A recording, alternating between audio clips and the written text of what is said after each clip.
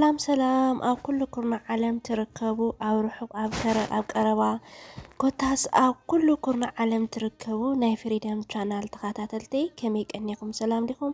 ኣነ ሰላም እግዚአብሔር ይመስገን። በብዘለኹሞ ሰላም ጥዕና ራህዋ ምስ ኩላትኩም ይኹን እናበልኩ በዛ ጥዕምቲ ቡና ጀሚረ ሓንቲ ጽሕፍቲ ኣብ ማሕበራዊ ሚድያ ዝረኸብዋ ንዓይ ደስ ስለ ዝበለትኒ ንዓኹም ከዓ ትጠቕመኩም እያ ኢለ ሒዘልኩም መፅእ ኣለኹ ማለት እዩ። ምስታ ጽሕፍቲ ከዓ ጽቡቕ ቦታታት እናረእኹም ከይተሰላቸኹም ብላይክ ጀሚርኩም ክሳብ መጨረሻ ተኸታተልዋ ኢኹም። ላይክ ሸር ሰብስክራይብ ድማ ኣይትሕመቑ እናበልኩ ናብታ ጽሕፍቲ ከብለኩም እየ ክትጠቕመኩም እያ ጽን ኢልኩም ስምዕዋ ማለት እዩ። ንዓይ ስለ ደስ ዝበለትኒ ናባኹም ሒዘልኩም መፅእ ዘለኹ ክብራት ኣሕዋተይ ማለት እዩ። እና እንታይ ትብል እንታ ጽሕፍቲ ፍቕሪ ካብ እግዚአብሔር እዩ እያ ትብል ማለት እዩ። ፍቕሪ ካብ እግዚአብሔር እዩ። መጀመርያ ፍቕሪ ማለት እግዚአብሔር ምዃን ክንፈልጥ ኣለና። ፍቕሪ ጸጋ እግዚአብሔር እዩ። ደሊኻ ትገድፎ ደሊኻ ተምጾ ኣይኮነን፣ ውህብቶ ናይ ፈጣሪ እዩ። ስለዚ ቅድሚ ምፍቃርካ ጸሊ። ክልተ ዓይነት ፍቕሪ ኣሎ፣ ንሱ ከዓ ብዓይንን ብልብን እዩ። እቲ ብዓይንኻ ተፍቅሮ ጊዜያዊ እዩ፣ እቲ ብልብኻ ተፍቅሮ ግን ዘለኣለማዊ እዩ። ስለዚ ብልብና እምበር ብዓይንና ኣይነፍቅር። ቅድሚ ንስኻ ከምዚ ዝበለ መጻምድቲ እየ ዝደሊ ምባልካ መጀመርታ ንባዕልኻ ከምኡ ክትከውን ኣለካ። ክተፍቅር ወይ ክተፍቅሪ ትኽእል ኢኻ፣ ነገር ግን እቲ ቀንዲ ንዓኻ ዘድልየካ ንጹህ ልቢ እዩ። ምኽንያቱ ፈጣሪና እውን ንጽሃን ይኩን እዩ ዝብለና። ድኽመት ወይ ጌጋ ናይ መጻምድትኻ ክትሽፍን ተዘይክኢልካ ንስኻ ንፍቕሪ ብቑዕ ኣይኮንካን። ዝኾነ ይኹን ሚስጥር ናይ መጻምድትኻ ብዘይካ ንስኻን ፈጣሪኻን ካሊእ ክፈልጦ የብሉን። ከምቲ ሰማይ ብቓል እግዚአብሔር ደው ኢሉ ዘሎ ሓቀኛ ፍቕሪ እውን ብእምነት እዩ ኣብ ልብኻ ዝነብር። ሓቀኛ ፍቃሪ ንምርካብ ዘይኮነስ መጀመርታ ንባዕልኻ ሓቀኛ ፍቃሪ ምዃን እዩ። ፍጹም ፈጣሪ እምበር ፍጹም ሰብ የለን። ኩሉ ወዲ ሰብ ነናይ ባዕሉ ጎደሎ ኣለዎ። ስለዚ ናይ መጻምርትኻ ጎደሎ ከምቲ ናትካ ጎደሎ ዘለካ ኣሚንካ ተቐበሎ። ከምዚ ምስ ትገብር እዩ ሓቀኛ ፍቕሪ ተስተማቕሮ። መቐረት ህይወት ኣብ ሓቀኛ ፍቕሪ እዩ ዘሎ። ቃል ኣምላኽና ከምዚ ይብል፣ ሰበይቲ ንሰብኣያ ከም ክርስቶስ ገይራ ተፍቅሮ፣ ሰብኣይ ከዓ ንሰበይቱ ከም ቤተ ክርስቲያን ገይሩ የፍቅራ። ልክዕ ከም ክርስቶስ ገይራ ተኽብሮ። ምኽንያቱ ቤተ ክርስቲያን ንጎይታና መድኃኒትና ኢየሱስ ክርስቶስ ተኣዛዝ እዩ። ሰበይቲ እውን ንበዓል ገዛ ክትእዘዞ ክተኽብሮን ኣለዋ።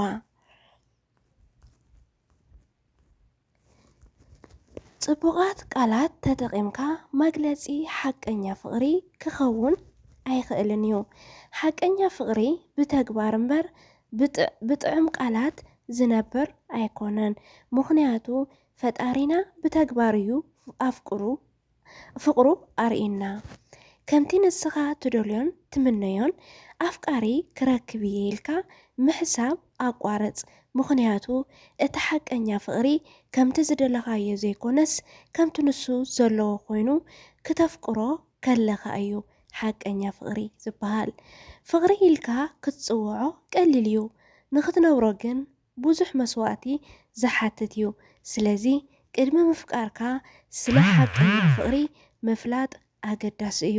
ፈጣሪ ኣብ ሓቀኛ ፍቕሪ የንብረና እያ ትብል ማለት እዩ እታ ጽሕፍቲ። ብእውነት ብጣዕሚ እያ ደስ ትብል። ብፍላይ ድሞ ማለት እዩ ኣሕዋተይ እዛ ጽሕፍቲ እዚኣ ሒዘልኩም ዝመጻኹ ኣንሕና ከምዚ እንትን ኢና ደቂ ሰባት ማለት እዩ። ክብራት ተኸታተልተይ ንሱ ትሰብሲ ሕጂ ኣብነት ኣነ ተኮይነ እቲ ሰብ ከፍቅረኒ እምበር ኣነ ክንደይ ናይ መስዋዕቲ ክኸፍል ኣለኒና ኣብ መብዛሕትና ኣይንሓስብን ኢና። ምኽንያቱ ስለ ነቲ ሰብ ዘፍቅረና ወይ ከዓ እቲ ወዲ ዘፍቅረና ወይ ታጓል ከመይ ጌራ ተፍቅረና ኢልና ስለ ንሱ ኢና ንጭነቕ እምበር ኣንሕና በዓልትናሲ ክንደይናይ ኣፍቀርትን ክንደይናይ ልፍቕሪ መስዋዕቲ ከም ንኸፍልንሲ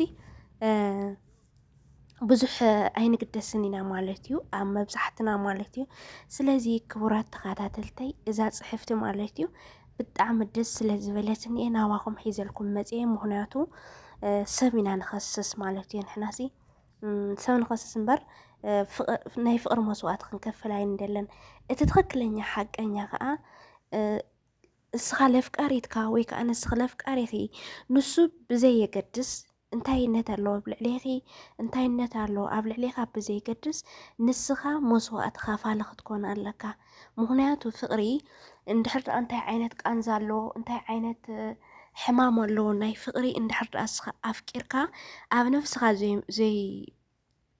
ዘይጀሚርካዮ ማለት እዩ እቲ ዘፍቅረካ ሰብ ክንደይ ናይ ኣብ ልዕሊኻ ቃንዛ ይቆንዝዎ ክርዳእካ ኣይክእልን እዩ ምክንያቱ መስዋዕቲ ፍቕሪ ስለ ዘይትፈልጦ ማለት እዩ ስለዚ እታ ፅሕፍቲ ብዙሕ ዓይነት ትምህርቲ ስለ ዝተምሃርኩላ እየ ሒዘልኩም መፅአ ማለት እዩ ክቡራት ተኸታተልተይ ምክንያቱ ብፍላይ ንሕና ሓበሻ ፍቕሪ ኣቕልል ኣቢልና ኢና ንሪኦና እታ ፍቕሪ ፀጋ እግዚኣብሔር ምዃኑ ከዓ ሓደ ሓደ ብዘይ ንርዳእ ኣለና ማለት እዩ ፍቕሪ ሃንደበት እዩ ዝመፅእ ፍቕሪ ከምዚ እዩ ዝመፅእ ፍቕሪ ዕውር እዩ ፍቕሪ ከምዚ እዩ ገለ ኢልና ከዓ ከም ዝተፈላለዩ ሽማት ኢና ንህቦምና እቲ ትኽክለኛ ፍቕሪ ግን ፀጋ እግዚኣብሔር እዩ ፀጋ እግዚኣብሔር ከዓ ብፅቡቕ ዓይኒ ብፅቡቕ ብንጹህ ልቦና ኢና ክንቀርቦ ዘለና እምበር ፍቕሪ ዕውር እዩ ፍቕሪ ከምዚ ኢላ ሰይጣን ዘይምሃብ ማለት እዩ ስለዚ ሓደ ሰብ ከፍቅር ተሎ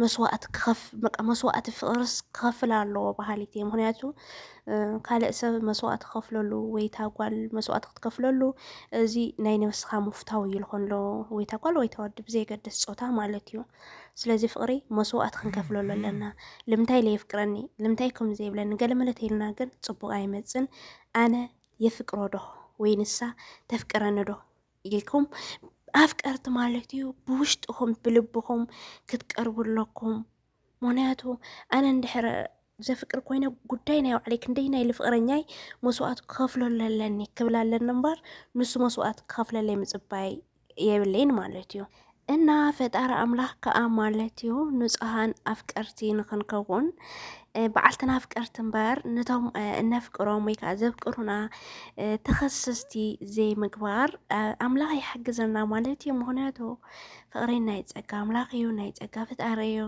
ፍቕርኻ ጥዑም እዩ ለፍቀርቲ ማለት እዩ እና ብንጹህ ልቦናኹም ኣፍቅሩ ብግልፂ ገይርኩም ማለት እዩ ብፍቕሪ ዕውር እናበልኩም ሰብኣይ ተዕውሩ ወይ ከዓ ሰብኣይ ተዕውራ እናበልኩም ኣብዚ ኣኽለኒ ኣነ ማለት እዩ ምስቱ ፅቡቕ ቦታታት ማለት እዩ ባይዘወይ ፅቡቕ ቦታታት የርእየኩም ኣለኹ ዓይንኹም ከዓ ፅቡቕ ከም ዝርኢ ተስፋ ይገብር ማለት እዩና ናይ ፍሪደም ቻናል ተኸታተልተይ ዘረባ ኣብዚሕልኩም ይመስለኒ ኣዝየ ኣኽለኩም እዩ ሕፅር ላለት ቪድዮ ማለት እዩና ላይክ ሸር ሳብስክራይብ እናገበርኩም ኣባራታትዑኒ ብፍላይ ሸር ግበሩላይ ምክንያቱ ካብ ዓዲ መዳም ተላቂቀ ለዓዲ ክኸይድ ሞ ዩቲብ ክሰርሕ ማለት እዩ ልድምፀይ ግን ይቅርታ ላወልክየ ሰዓል ሒዝን ኣሎ ቅርፅርፅ ይብላ ኣለኹ ማለት እዩ እና ይቅርታ ናበልኩ ላይክ ሸር ሰብስክራይብ ኣይትረስዑ ስለተሃናፂ ርእቶኹም ትውንኻ ብጣዕሚ እየ ለመስግን ብጣዕሚ እየ ዝፈትወኩም ብጣዕሚ እየ ዘኽብረኩም ቻው ቻው ይቐኒለይ